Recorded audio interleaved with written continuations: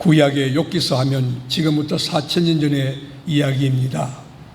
욥은 아브람보다 한 100년, 200년 앞선 사람인데 욥이 과연 실존했던 인물인가 아니면 신화적인 인물인가 많은 신학자들의 논란이 있습니다. 그러나 우리는 성경이 해답이고 근거이기 때문에 성경이 욥에 대해 어떻게 이야기하고 있나 우리 에스겔서 14장 14절 같이 한번 보겠습니다.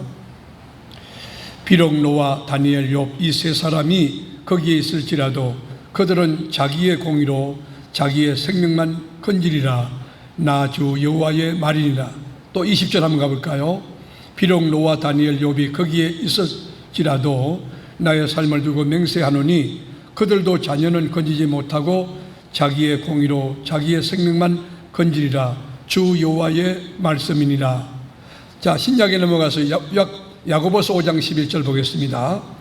보라, 인내하는 자를 우리가 복되다 하나니 너희가 욥의 인내를 들었고 주께서 주신 결말을 보았거니와 주는 가장 자비하시고 긍휼히 여기시는 이시니라.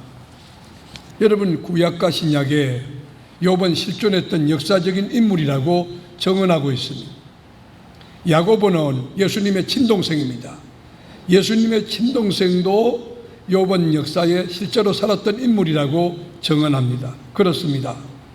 욥은 역사에 실존한 인물이었는데 그의 삶의 이야기를 들어보면 너무 슬픈 거예요. 여러분, 망해도 그렇게 망할 수가 없고 고생해도 그렇게 고생할 수 없는 소설 같은 인생을 산 사람, 그 사람이 욥이. 그래서 이름조차도 욥이란 뜻이 고난받는 자, 박해받는 자, 어려움 당하는 자, 환난 당하는 자, 그런 뜻을 내포하고 있는 것입니다. 저는 이 욥기서를 읽으면서 혼란스러웠습니다. 제 마음속에 의심이 들었어요. 그리고 이해와 납득이 되지 않는 부분이 있었는데 그건 뭐냐면 1장과 2장을 읽어보면 너무 쾌창한 날씨와 같이 욥에 대하여 칭찬하고 스포트라이트를 비춰주고 있고 격려하고 욥은 정직하고 악에서 떠난 자고 퍼펙트한 사람이라고 아주 극찬합니다. 그런데 그렇게 하나님을 잘 믿고 정직하고 악에서 떠난 완전한 자를, 온전한 자를 왜 하나님은 환난의 구덩이 속에 밀어넣으셨는가? 왜 던져놓으셨는가? 욥이 당한 환난은 여러분, 용광로도 그런 뜨거운 용광로가 없어요. 그런 가운데 산전수전 육박전 다 겪도록 우리 하나님은 왜 수수방관하고 계시는가? 왜 열중set하고 계시는가? 왜 침묵하고 계시는가?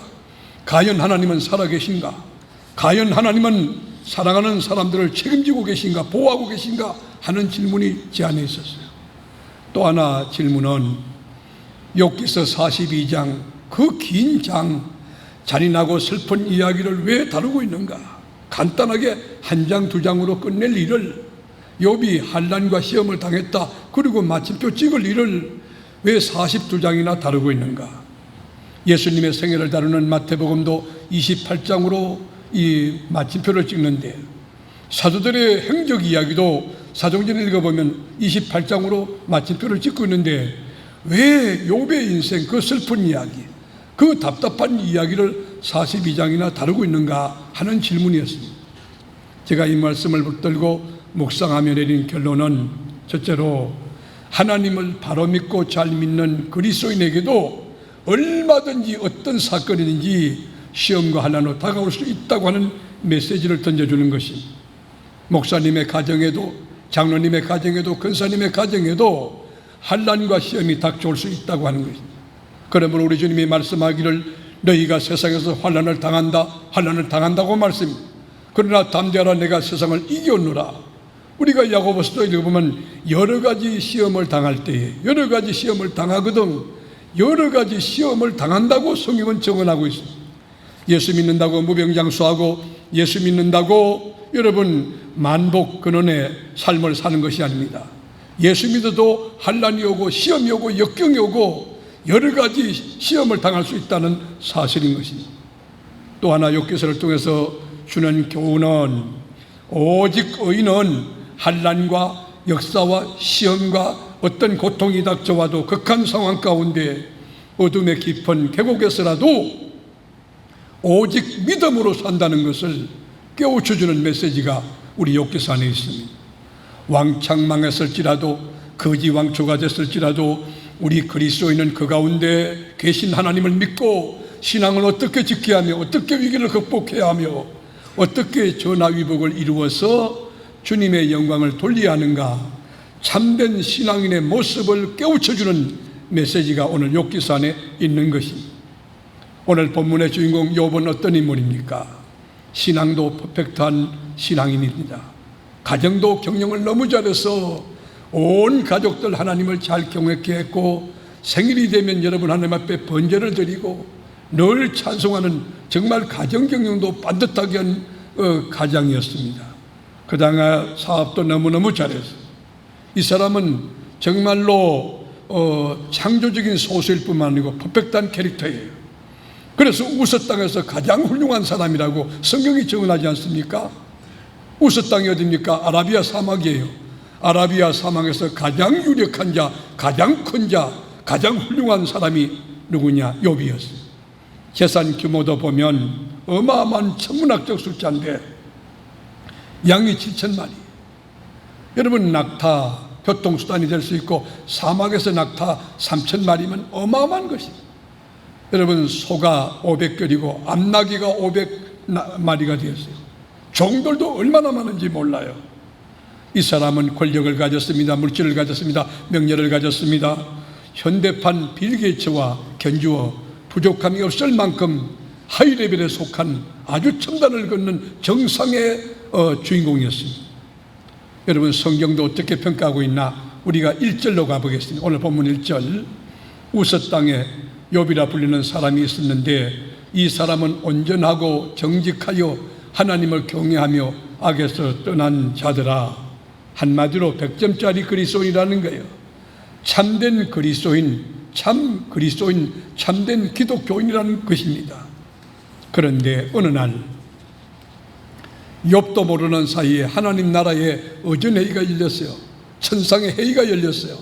수천 수만의 천군천사가 다 몰렸고 거기 사단도 하나님 앞에 섰는데 하나님이 입을 여시고 아주 자랑하는 거예요. 너희들 우스 땅에 욥을 유의하여 보았느냐? 악에서 떠났고 정직하고 이렇게 착한 사람, 이렇게 완벽하게 하나님 잘 믿는 사가 없느니라. 그럴 때 사단이 반박합니다. 하나님, 그렇지 않아요. 이 사람 신앙은 기브 앤 테이크 신앙이에요. 하나님께서 그렇게 많은 물질과 명예와 권력을 이 울타리처럼 둘러쳐 주시니까 하나님을 믿지, 이거 거두어 가주시면 하나님 저주하고 떠날걸요? 그렇지 않다고 하나님 말씀하셨어요. 이 사단이 빡빡ug입니다. 그러면 좋다. 욥의 생명은 건드리지 말고 나머지는 내가 너에게 다 붙이니 한번 시험해보자. 그래서 사단이 공격하는데 입체적인 공격입니다. 총체적인 공격이에요. 아주 집요하고 체계적인 공격이 오는데 서바 사람을 동원해서 짐승들을 다 빼앗고 종들을 죽이고, 갑자기 하늘에서 불이 떨어져서 불벼락으로 이 종들이 죽고 이 짐승들이 다 죽고, 갈대아 사람들이 쳐들어와서 낙타 3,000마리를 빼앗아 갔습니다. 그러다가 갑자기 큰 태풍이 불어치는데 집을 쳐가지고, 여러분, 집벽이 무너가면서 남자아이 7명, 여시가이 3명이 전부 압사해서 죽어버린 거예요. 어디 그뿐입니까? 여러분, 이 절박한 슬픔 가운데 있는 욥에게 온몸에 악창이 들었어. 요즘 말로 말하면 피부암이 걸렸어요. 너무 고통스러워서 기왓장을 들고 따뜻한 여러분 태양빛이 비추는 벽 밑에 앉아서 자기 피부를 끓고 있는 것입니다. 너무 괴로워서 겉옷을 찢고 머리를 밀고 하나님 앞에 엎드려 기도합니다. 욥이란 인생은 실패라고 하는 것을 경험하지 못하고 실패라는 그 개념 자체가 이해할 수 없는 것이에요. 욥은 뭐든지 하면 성공했어요.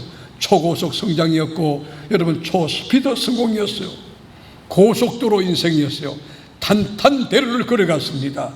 싱싱 달렸습니다. 멋지게 달렸습니다. 빠르게 달렸습니다. 모든 사람을 추월했습니다. 모든 사람이 부러워했습니다. 그런데 일순간 망한 것입니다. 이것이 인생입니다. 우리가 그 현장으로 한번 가보시겠습니다. 22절, 21절, 22절. 이르되 내가 모태에서 알몸으로 나와 싸운 적 또한 알몸이 그리로 돌아가올지라 주신 이도 여호와시요 거두신 이도 여호와시오니 여호와의 이름이 찬송을 받을지나 하고 이 모든 일에 욥이 범죄하지 아니하고 하나님을 향하여 원망하지 아니하니라. 사단이 융단 폭격을 가했는데 아주 총체적으로 박살을 냈는데 욥이 입술로 범죄치 않았다. 저는 이 말씀을 읽으면서 제 마음속에 의심이 들었어요. 정말일까? 사실일까? 이렇게 자식 10명 다 죽었는데 재산 다 빼앗겼는데 자기 몸에 악창이 들어서 병이 들었는데 정말 하나님 앞에 원망하지 않았을까? 불평하지 않았을까? 흔들리지 않았을까? 입술로 범죄하지 않았을까? 여러분, 그의 아내 욥의 아내는요 현모양처입니다. 남편이 그만큼 정상의 위치에 오르기까지는 아내의 내주가 굉장히 필요한 것인데 제가 볼 때는 그 아내가 훌륭한 사람이에요. 믿음도 좋았어요. 자식도 잘 키웠어요. 가정도 믿음의 가정으로 잘 경영하고 세웠어요. 그런데 그의 아내는 어떻게 했나? 2장 9절 한번 보겠습니다. 2장 9절 같이 그의 아내가 그에게 이르되 당신이 그래도 자기의 온전함을 굳게 지키느냐? 하나님을 욕하고 죽어라. 저는 욥의 아내의 입장을 충분히 이해합니다. 그의 심정을 공감합니다.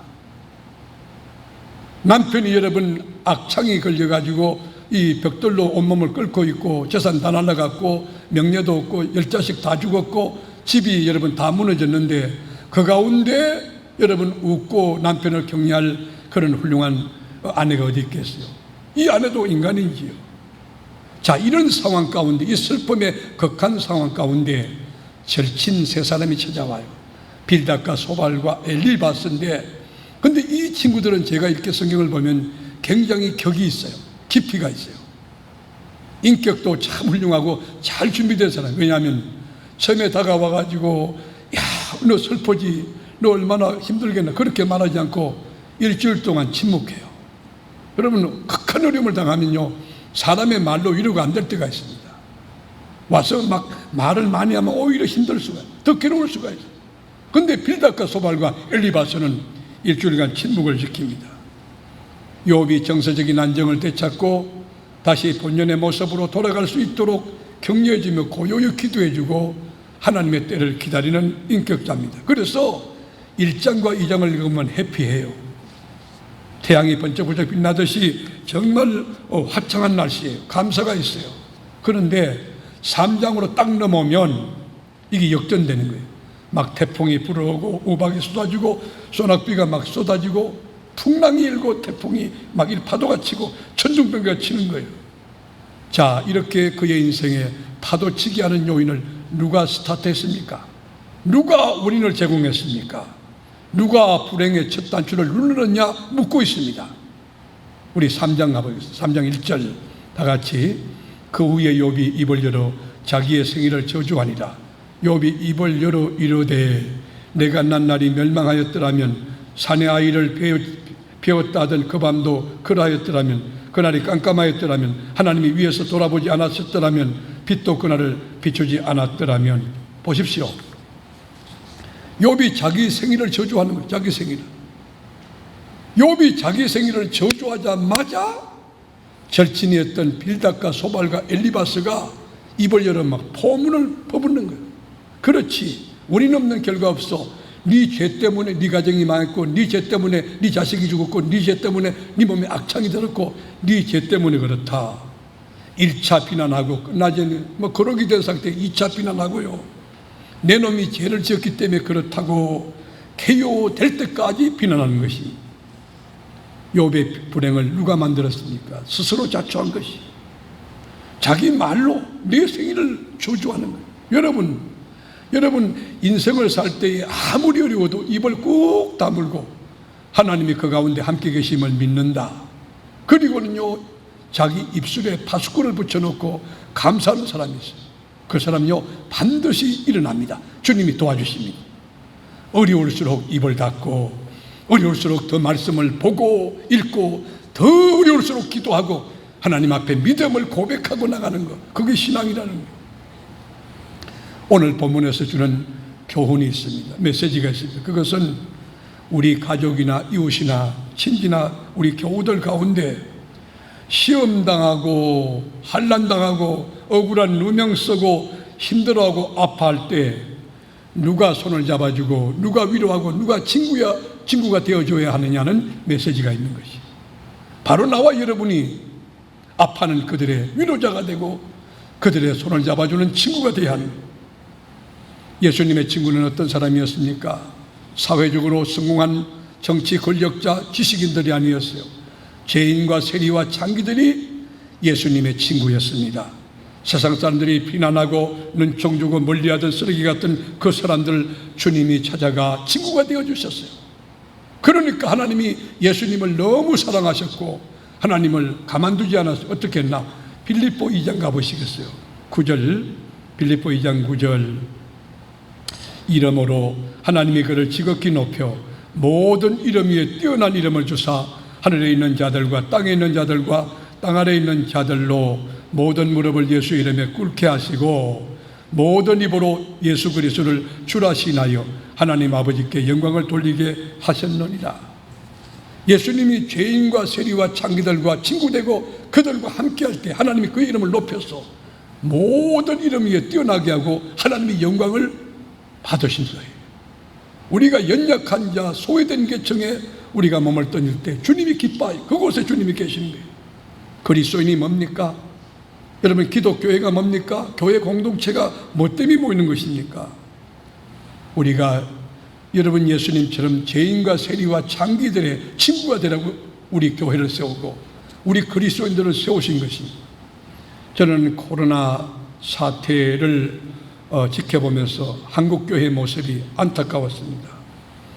비대면 비접촉 문화가 가속화되고 일상화되면서 교회가 세상과 구별되지 않고 같은 유로 흘러가고 있다는 점에 저는 가슴이 아팠습니다. 언택트 문화 속에 코로나 블루, 세상의 불안이 교회 안에도 그대로 들어와 있어요. 하나님이 계신데 두려워하는 마음이 너무 커요. 그리고 사람을 싫어하고 사람을 두려워하는 거예요. 그리고 사람이 저 사람은 걸리지 않았나 의심하고. 여러분, 그러면서 크리스찬과 난 크리스찬의 차이점이 없어요. 구별점이 없어요. 세상 논리와 똑같아. 정부가 발표하면 정부의 말을 그대로 믿고 그냥 따라가는 거예요. 우리가 예방 수칙을 철저히 잘 지킴으로 시청으로부터 칭찬받는 교회이기도 하지만 우리 기독교회는 보아야 될 것을 보고 들어야 될 것을 듣고 느껴야 될 것을 느끼고 만져야 될 것을 만져야 하는 것입니다.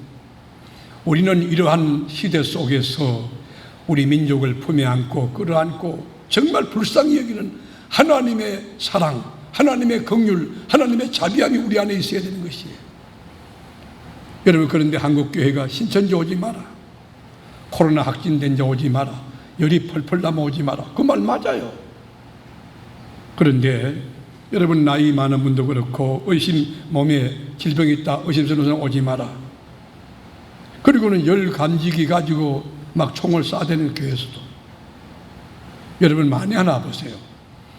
이 확진자가 여러분 가족이라면 여러분 어떤 심정을 가지겠어요? 안타깝지 않겠습니까? 눈물로 기도하지 않겠습니까? 그들을 위해서 격려하는 마음 가지고 여러분 발을 동동 구르지 않겠느냐는 거예요. 한 영혼을 구원하기 위해서 태신자를 가슴에 품고 여러분 몇 달 동안 몇 년 동안 몸부림치며 찾아가서 복음을 증거하고 기도하여 그 영혼을 지옥에서 건져내어 하나님의 품으로 옮겨놓는 일에 전력을 다할 한국교회가 스스로 교회 문을 닫고 있는 것입니다. 신천지 오면 안 된다, 구원파 오면 안 된다. 하나님의 교회, 이단에 속한 여러분 사람들이 돌아올 때에 한국교회가 좀 품고 그들을 사랑으로 이렇게 격려하면서 치유할 수 있는 프로그램을 가지고 그들을 품고 기도할 수 있는 긍휼이 있는 한국교회가 되면 어떨까? 그들을 품고 기도할 수 있는 하나님 영적인 힘이 있는 건강한 교회가 되면 어떨까? 그런 실력을 갖춘 교회, 그런 시스템을 갖춘 교회, 그런 프로그램을 가지고 있는 교회가 되어야 되지 않을까 생각했어요. 한국교회가 다양한 치유 프로그램을 개발해야 될 것입니다. 한국교회가 하나님 앞에 지혜를 구하며 믿음을 가지고 기도하며 이단에 속한 자가 돌아올지라도 코로나 바이러스 또는 여러분 변종 바이러스 어떤 역병이 우리 한국과 세계를 난타하고 공격한다 할지라도 거기에 있다가 치유되거나 또 치유되지 아니한 사람도 가슴에 품고 기도하면서 그들의 상처를 어루만져주고 치유하고 회복하는 다양한 프로그램이 있고 그들을 수용하고 용납할 수 있는 자세와 정신을 가진 한국교회가 되어야 된다고 저는 생각해요. 영적으로 건강해야 이걸 할 수 있어요. 영적으로 성숙해야 이 일을 감당할 수 있어요. 여러분 성경의 가르침은 어떻습니까? 로마서 12장 15절 같이 읽겠습니다. 즐거워하는 자들과 함께 즐거워하고 우는 자들과 함께 울라. 여러분 같이 공감하라고 하는 것이에요. 지금 의료진들과 관계 공무원들이 이 더운 날씨에 방호복을 입고 방호복을 입는 얼마나 덥겠습니까? 환자들을 치료하려고 거기 몸을 던집니다. 우리 기독교인이 의료진들보다 영적인 수준 생각하는 게 더 차원 높아야 되지 않겠느냐는 거예요. 그냥 전부 다 크로즈 해가지고 오지 마라 오지 마라. 여러분 그것이 온당한 것이냐는 거예요. 우리 한국교회가 회복할 것은 긍휼한 마음이에요. 불쌍히 우리 민족을 불쌍히 여기고 인류를 불쌍히 여기고 그리고 사랑으로 기도해 주는 거예요. 그리고 직접 가까이 갈 수 없는 상황이지만 정말 사랑의 손을 내밀고 마음으로 기도하며 주여 긍휼을 베풀어 달라고. 우리가 하나님 앞에 이렇게 기도해 나갈 때 하나님이 그들의 가정마다 회복과 치유, 새로운 소망과 새로운 삶의 기회를 보장해 줄 줄로 믿는 것입니다. 하버드 대학에 공부하던 학생이 아프리카에 몸을 던져서 헌신하는 슈바이처 박사의 정신이 고귀해서 그의 정신과 철학을 배우려고 간 것입니다. 그런데 슈바이처가 안 만나줬어요. 면담이 거절당해서 몹시 실망했던 이 대학생이 귀국을 서두르고 있을 때 갑자기 큰 비가 쏟아져서 홍수가 났어요. 마을이 전부 떠내려가게 됩니다. 마을이 전부 물에 잠겨 있을 때에 그 한센시병에 걸린 어린아이가 물에 떠내려가게 되었어요.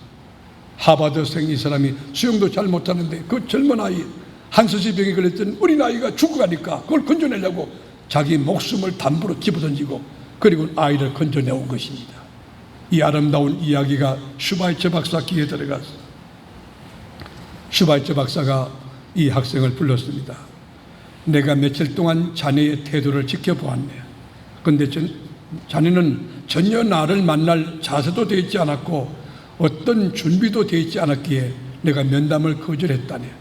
그런데 물에 빠진 아이를 구해주는 긍휼한 마음, 자비한 마음을 보고 자네 안에 불쌍히 이런 그 마음을 보고 자네의 장래에 하나님의 은혜가 있다는 것을 깨닫게 되었다네.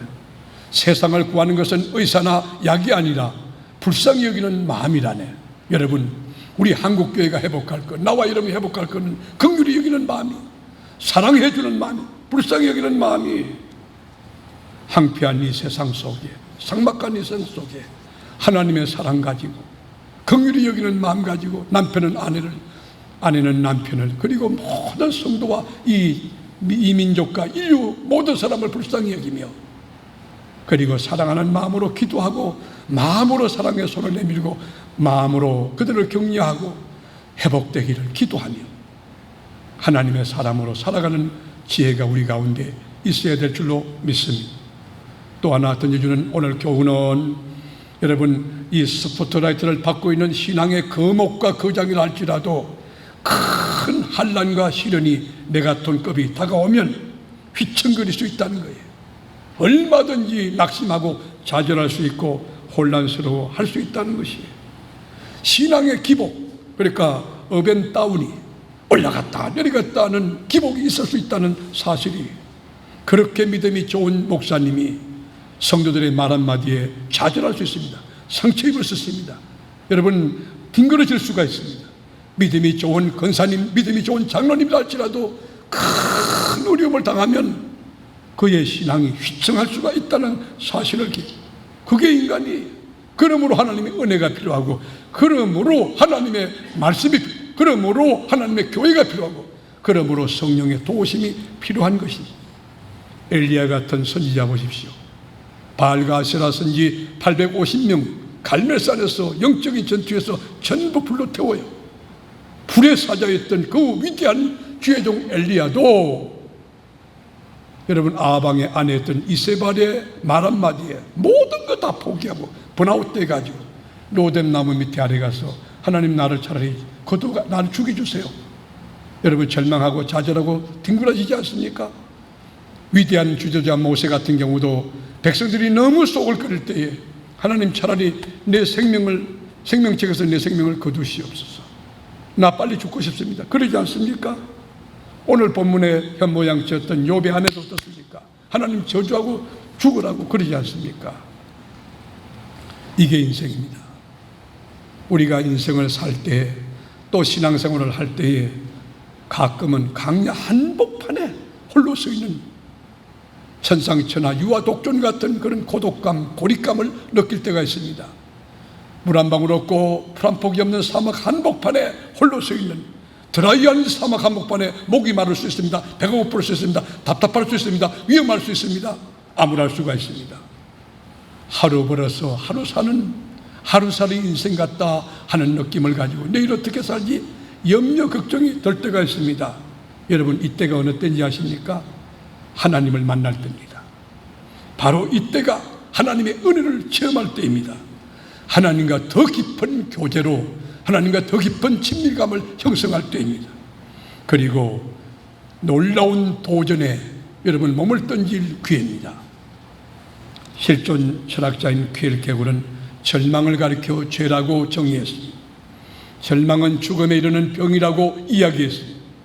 위로켄 몰터만 박사는 절망은 재앙을 부르는 가장 나쁜 죄라고 이야기했습니다. 여러분 삶의 현장에 어떤 벽이 어떤 장애물, 어떤 여러분 상황이 닥쳐올지라도 거기 주님이 계심을 믿어야 돼요. 거기에 주님이 함께 일함을 믿어야 돼요. 보이지 않는 영이신 하나님은 만유보도 크신 하나님이신데 나를 붙들고 함께 고난을 통과하고 계신다는 사실을 인식하고 믿고 그리고 담대해야 돼요. 여러분의 입술에서 고백이 신앙적이어야 되고 여러분의 말과 생각과 이 삶이 여러분 믿음의 사람이 되어야 되는 것이 전능하신 하나님께 그 위기 상황에서 여러분 인생을 가감없이 확 다 맡겨보세요. 성령이 주는 위로와 평강이 여러분을 자유케 하고 기쁨을 노래하게 하고 여러분 웃게 하고 행복하게 할 것입니다. 그럴 때 여러분 그 어려운 환경 가운데 웃고 사는 여러분을 향하여 세상 사람들이 질문을 던질 것입니다. 아니 그런 상황 가운데 어떻게 울고 계시냐? 그렇게 극한 이 어려움 가운데 어떻게 행복하게 그렇게 미소를 짓고 계시냐고 물을 때에 바로 이때가 세상 속에 선한 영향력을 드러낼 기회입니다. 하나님 때문이라고. 내 안에 계신 성령님이 나로 하여금 위로를 주시고 소망을 주시고 그리고 지금 이 가운데도 주님이 나와 함께 계시는데 미래는 주 안에서 아름답게 될 것이라고 승리의 고백을 할 수 있다면 하나님 얼마나 기뻐하실까. 그 고백 속에 성령님의 역사와 능력이 나타나지 않을까. 여러분 우리는 하나님의 자녀입니다. 만유보좌 크신 하나님의 손안에 꽉 붙들린 왕같은 제사장입니다. 하나님은 홍해를 갈랐습니다. 난공불락의 여리고도 무너뜨렸습니다. 이스라엘 민족이 여러분 강야 40년 행로를 행할 때 여러분 200만이 넘는 거민족 공동체가 풀 한 폭이 없는 강야 드라이한 사막 한복판에서 언제 심고 언제 거둡니까?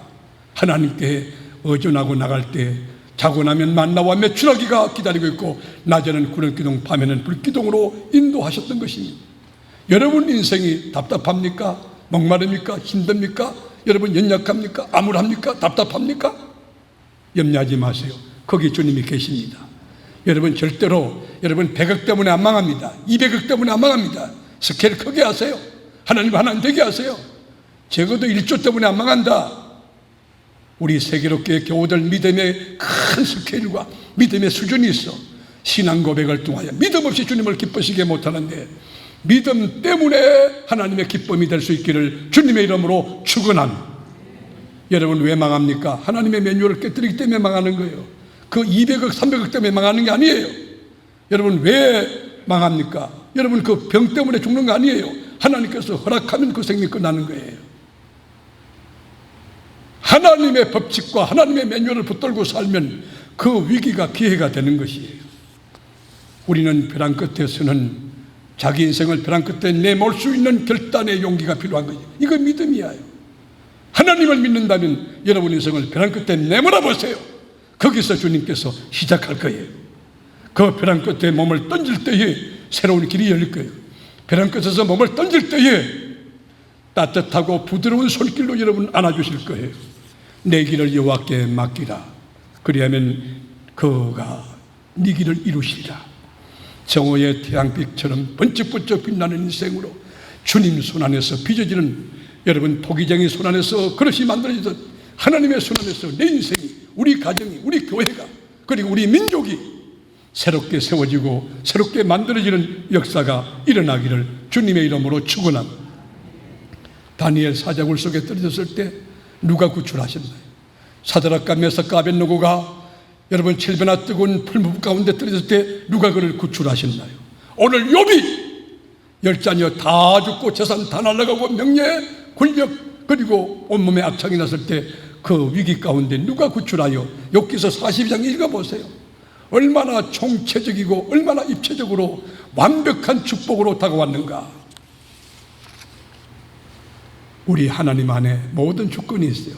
잘 살고 못 사는 것, 죽고 사는 것 다 주님 손 안에 있어요. 사랑하는 교우 여러분, 욥의 인생 마지막 결론이 뭡니까? 해피엔딩입니다.